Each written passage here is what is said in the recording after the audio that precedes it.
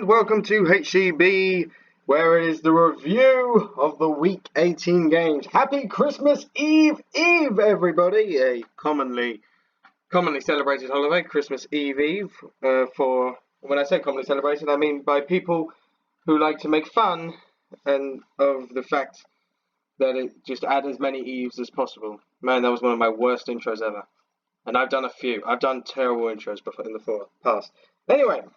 Let's move on to the first game of the weekend, which was the early kickoff on Saturday, Goodison Park, where it finished Everton 0, Arsenal 2 in shots on target. In the actual goals, it was Everton 0, Arsenal 0, in what was possibly one of the worst games I have ever seen.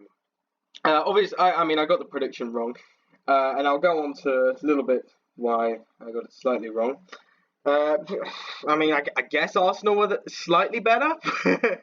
It was a terrible game, and it was so bad, to be honest. I'm not really going to speak about any of the highlights.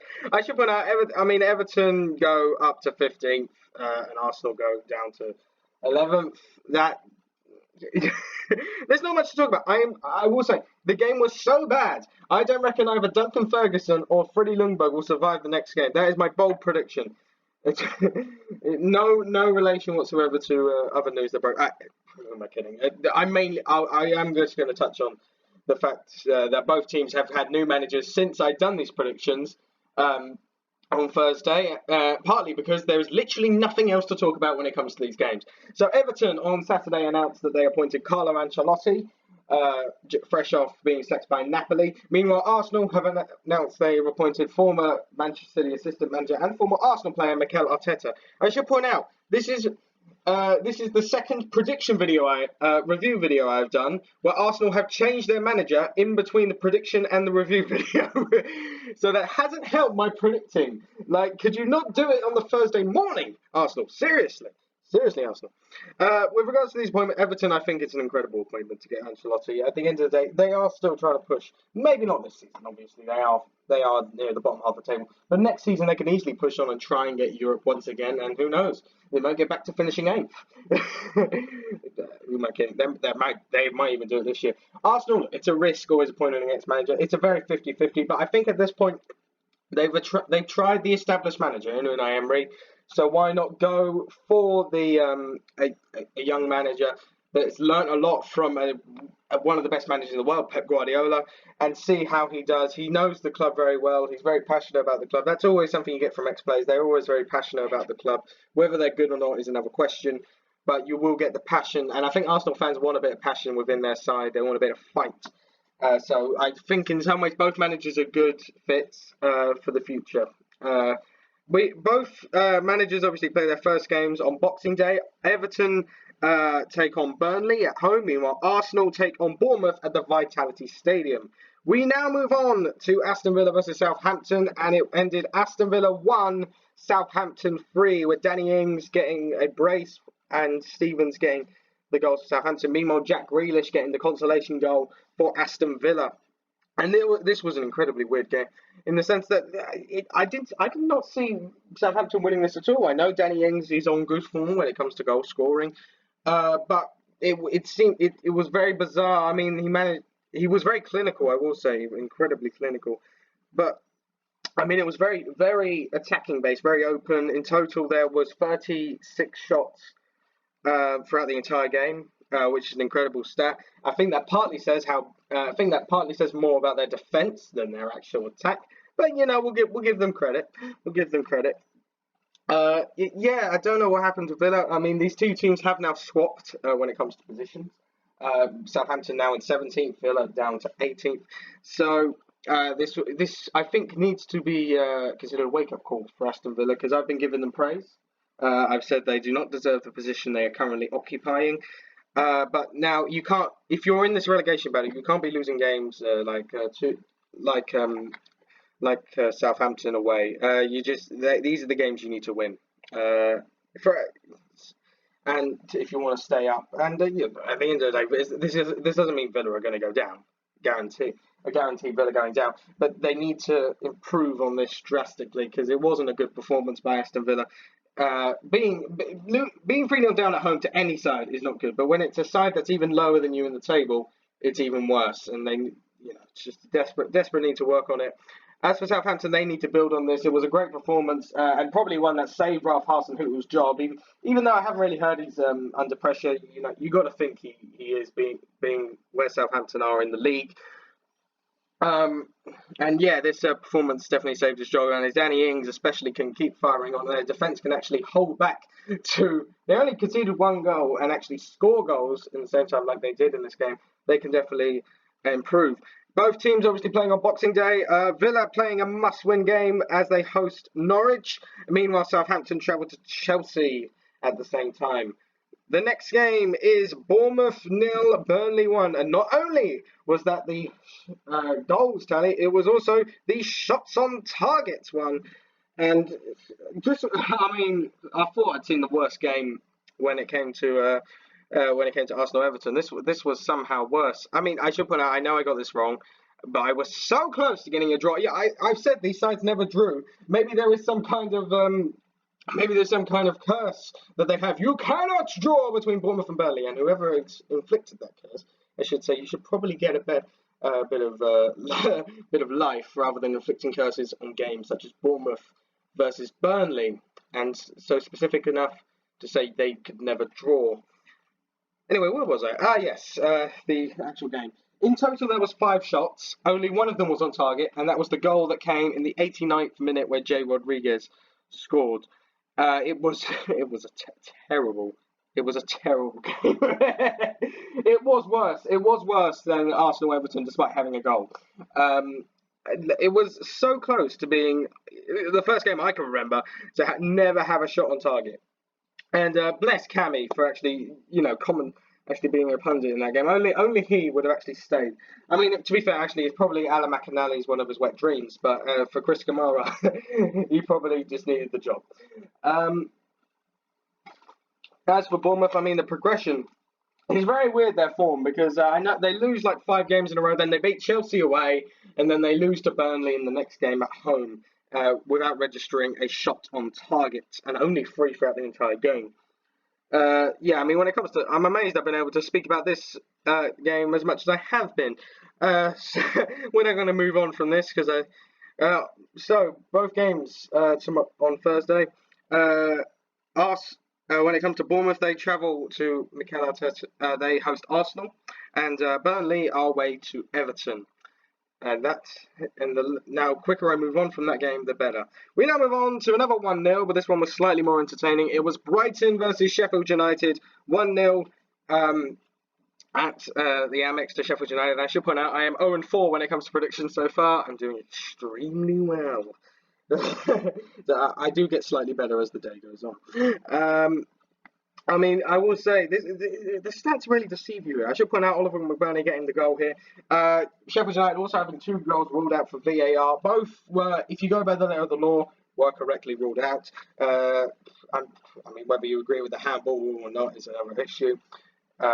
When it comes to the letter of the law, they were correctly ruled out. Oliver McBurney getting a goal against his old manager's side, actually, because he used to be at Swansea, which Graham Potter managed.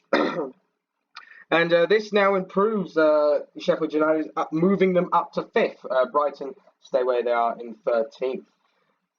It was to be fair, it was definitely it was a weird game when it comes to the stats. Because if you look at it, Sheffield United had definitely the better chances. Brighton didn't really create anything of significance. But Brighton, at the end of the day, had 69% possession, 9 shots on top and 9 shots. Only 2 of them, however, were on target. And this is why I was saying going into the game for the predictions that Brighton probably were going to have more of the possession because they like playing the flowing football. Sheffield United would thrive on that and end up doing quite well. However, I will also say that Brighton's defending from set pieces was not good at all. They were incredibly lucky that VAR was able to step in and rule out the 2 goals that weren't ruled out, because if they weren't, and if VAR wasn't there, then there would seriously been some questions about the defending. I think there still is, but it wasn't as costly as it might have been. As for Sheffield United, they just go from strength to strength. They're now in December, late December, and they're potentially going to go the entire first half of the season without losing away. And that is just it doesn't matter if you're fighting for relegation. It doesn't matter if you're top or 12th. That is an incredible stat, and Sheffield United should be incredibly applauded. However, I mean, we should point out they are yet to play Man City or Liverpool away. All I'm saying, let's just wait and see what happens when they travel to those stadiums. They're not, thankfully, Sheffield United are avoiding those clubs on Boxing Day, where they welcome Watford to Bramall Lane. Meanwhile, Spurs are the side travelling to Brighton at the early kickoff on Boxing Day. We now move on to Newcastle versus Crystal Palace. It finished 1-0, where, yes, I got it right. And let's ignore what I said after I said it was 1-0 to Newcastle. Let's ignore the fact I said it'd be either the defender or John Joe Shelby scoring because otherwise I get it wrong, and you don't want to get it wrong. Who am I kidding? I should have just shut up when I said 1-0. I do regret saying that because of all people, Miguel Almiron has scored after 27 appearances for the club. He's finally scored, and that takes Newcastle's attacking goals when it comes to goals from attackers to 3 for the season. Moving up to Newcastle. In all seriousness, it's a very good win for them. They now move into the top half, into 9th, which is incredible for Steve Bruce. Fair play to him. He's done an incredible job at Newcastle. Meanwhile, Crystal Palace, they won't be too hurt from this loss. Sorry. They do drop down to 12th. However, one thing they do need to look at is how clinical they are with chances. They had double the shots Newcastle had, which I should point out. Newcastle being at home, you should maybe look into that, see if there's any areas of improvement. But Crystal Palace need to be more clinical with their chances, as simple as that. And they need to be winning games like this, I think, or at least getting a point in these close games if they want to progress in the league rather than just stay mid-table. Both teams move on to Boxing Day. Crystal Palace host West Ham, while Newcastle play Man United at Old Trafford in the semi-late kickoff at 5:30.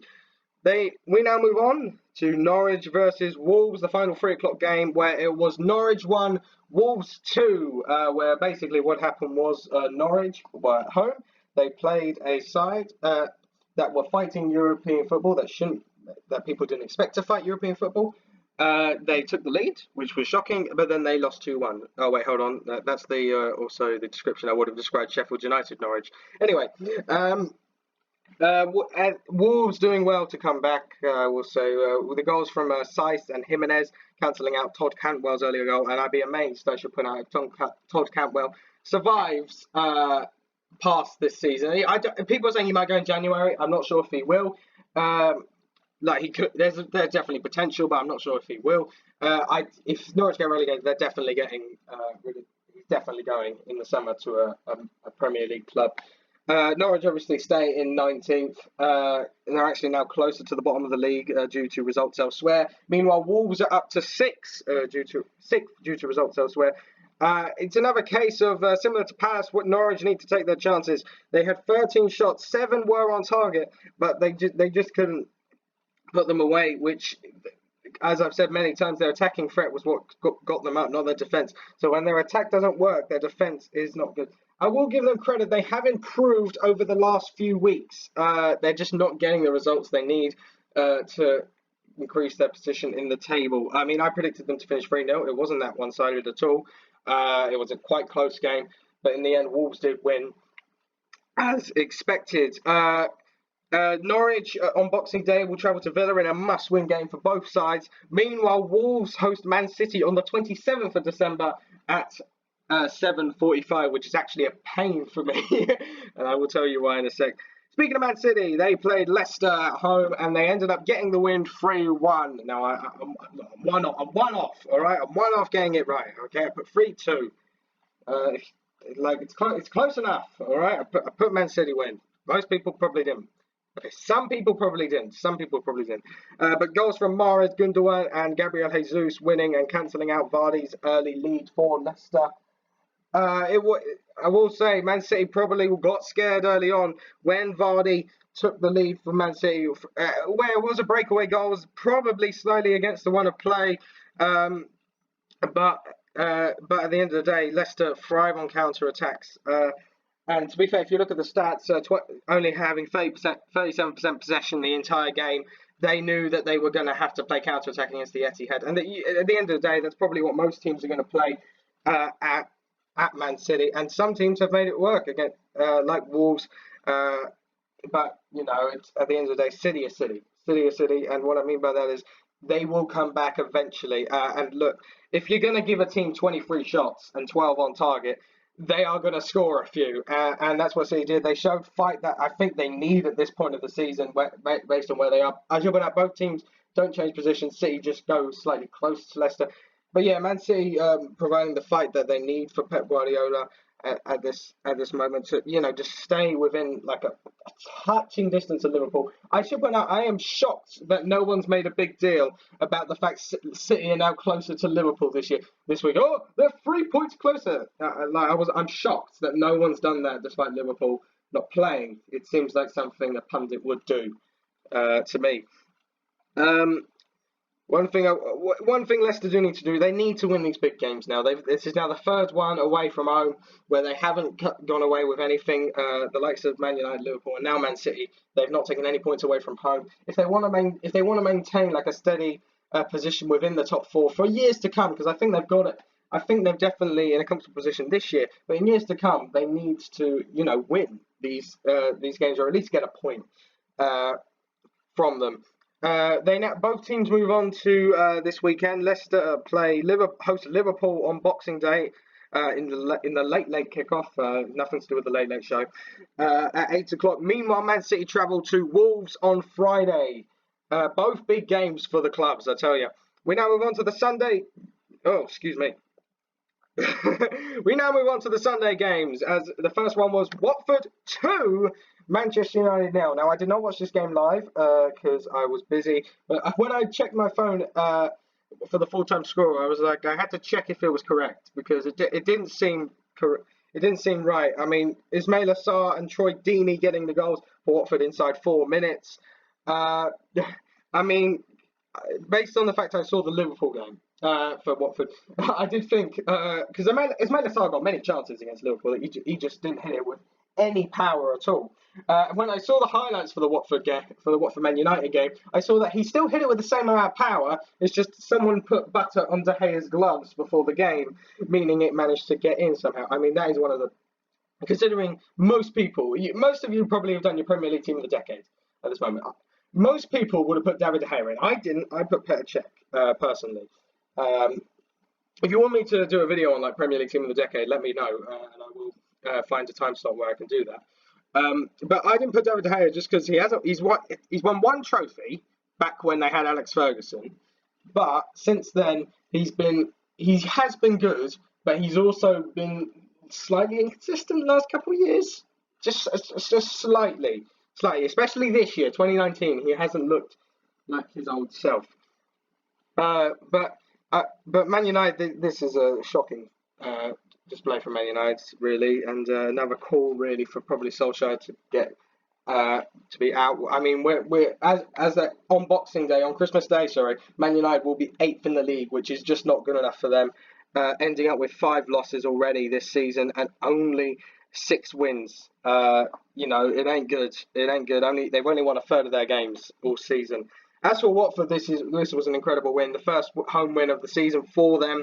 And to be fair, I did expect them to improve. I did think in the Liverpool game they showed fight under Nigel Pearson, and I thought they would again. I just thought I didn't expect them to win, though. I didn't expect them to win. So fair play to them. And you can already see not only Nigel Pearson's effect, but Troy Deeney's effect being back on the side. He adds that leadership that every club needs, whether you're fighting for the championship or fighting for the champ to avoid the championship.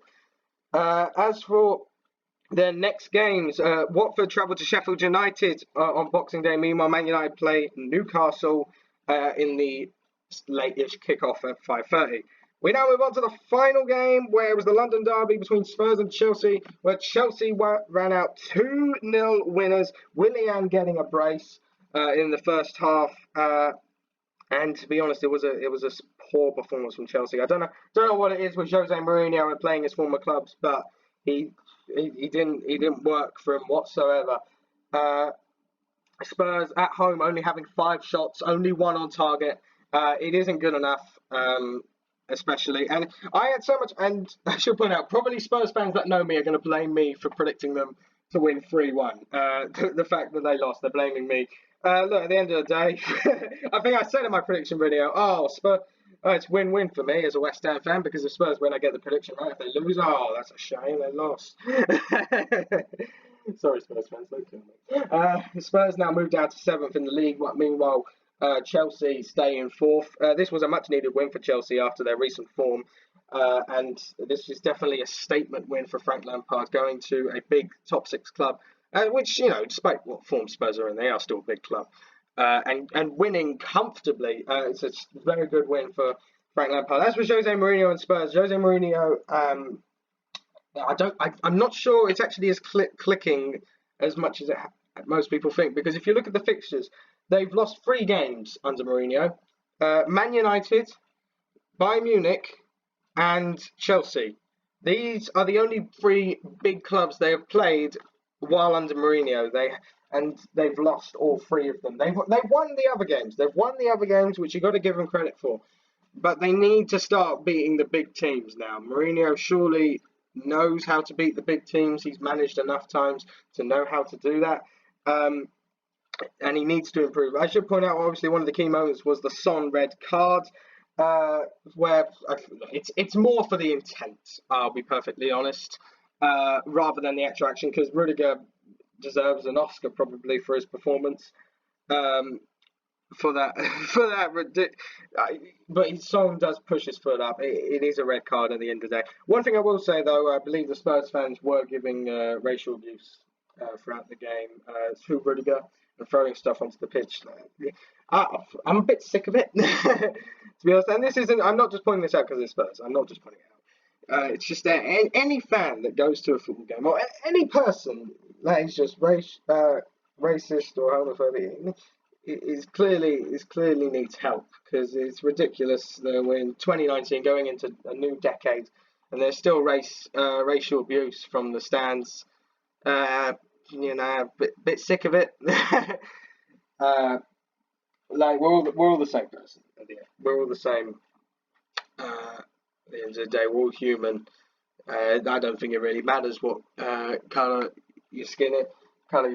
If you're good at your job, or even if you're not, you should be respected the same way as someone as your own colour. We know on that unfortunate note, Chelsea will move on and play on Boxing Day Southampton. Meanwhile, Spurs host Brighton in the early kickoff on Boxing Day. That is it for the games this week. Let's take a look at my predictions. Not my predictions. We've just been doing that. My fantasy league, and I did say it was going to be slightly throwaway week, and even with a slight throwaway week, 52 points is very respectable. Yes, I'm aware I messed up by putting O'Connell on the bench. But at the end of the day, I still did quite well. Vardy, at the end of the day, still, despite losing, got me 8 points. Grealish got 18 points. Sorry, Vardy got Grealish got me 8 points. Lundstrom 6, Schmeichel 5. So overall, it was a decent round. Obviously, I can improve in future weeks once Liverpool are now playing again. That will be it for this week's video. Today's video, sorry. Tomorrow I will be uploading the predictions for the Boxing Day games. I will just be calling it Week 19. And then there won't be a review video for the Week 19 games, just because I won't have time to do one. Partly because Wolves Man City is on Friday at 7:45, and then Saturday is the next round of fixtures. So the prediction video will be coming out on Saturday morning. Hopefully before the early kickoff. I will do my best to do it before the early kickoff. If not, it'll be just after. But I can assure you my predictions will take place before the early kickoff starts. I do promise you that. So that will be how the upload schedule will work for the next week. Hope you enjoyed this video. Hope you like, share and subscribe. Turn on the notification bell. And I will see you tomorrow on Christmas Eve.